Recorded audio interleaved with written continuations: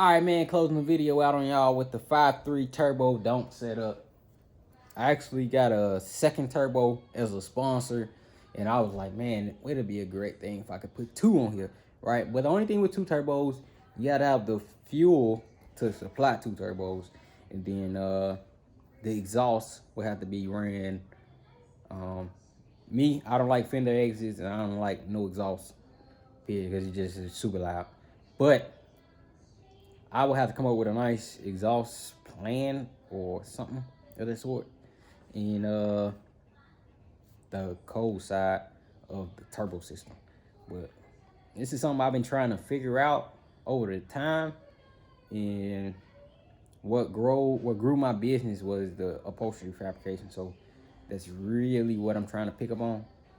And then my stuff I just play with as I get time or as I can pay for it. So that's all we got for now. Y'all stay tuned.